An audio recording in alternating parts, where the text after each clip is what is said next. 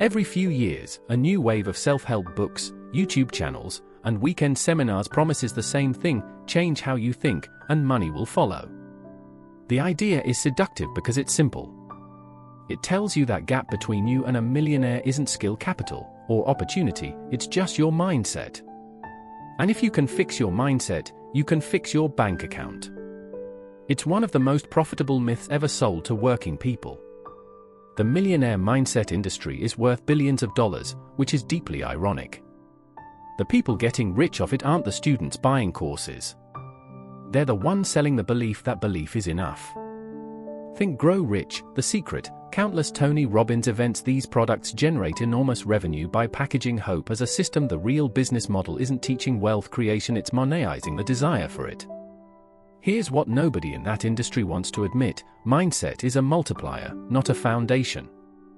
If you have no skills, no capital, no network, and no viable, then positive mindset multiplied by zero, still zero. Confidence without competence doesn't build companies, it just makes you a more enthusiastic failure.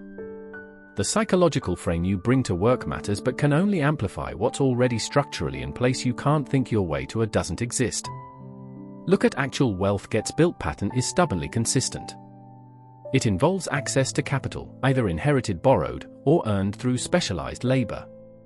It timing, market conditions, and industry positioning. Amount of journaling can manufacture. It involves networks over years, mentors who open doors, and institutional relationships that take decades to form.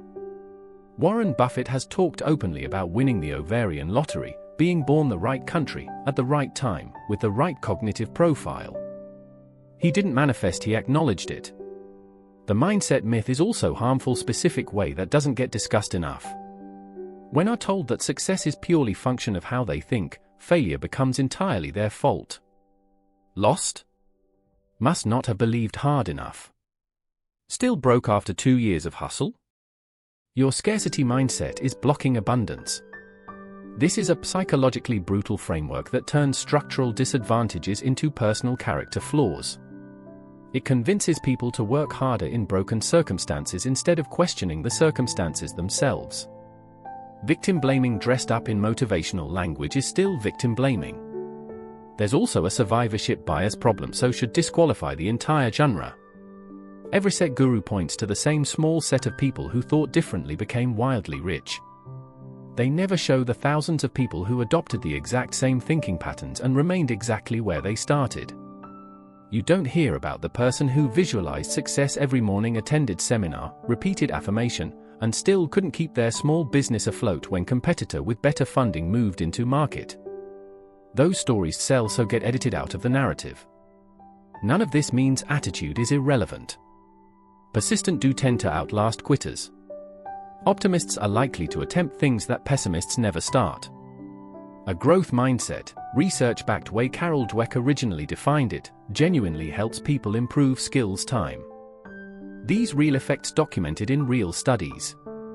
But there's significant distance between attitude influences outcomes. The margins and the right thoughts will make millionaire, and the self-help industry routinely erases that profit. What actually produces wealth in the modern economy is a far less glamorous list: acquiring rare valuable skills. Market consistently underpays others. Provide building or joining organizations early to receive equity, not just salary. Managing risk intelligently over long time horizons rather than swinging for transformational wins. Keeping expenses structurally low during accumulation phases can compound. These require discipline, yes, some psychological resilience, but they primarily require specific knowledge, specific behavior, and access to specific systems. Mindset is downstream of all of it. The most damaging version of this trap hits people who are already economically precarious. Someone 2 jobs with student debt, family safety net. Here's their thinking is what's holding them back. So they spend money they don't have on a course. They spend spare on morning routines and vision boards.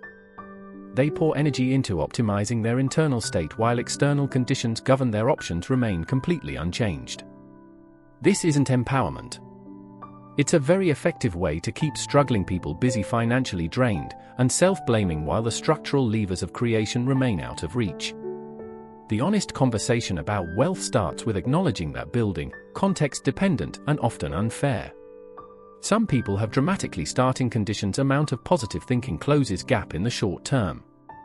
What moved the needle is learning that compound making decisions that build time, finding creating genuine market leverage, and building relationships based on real value exchange mindset supports all of that, but it doesn't substitute for any of it.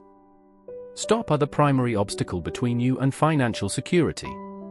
Start asking harder questions about what knowledge, access, and structural changes would actually alter your trajectory. That's less inspiring a seminar pitch, but it's the work that actually matters.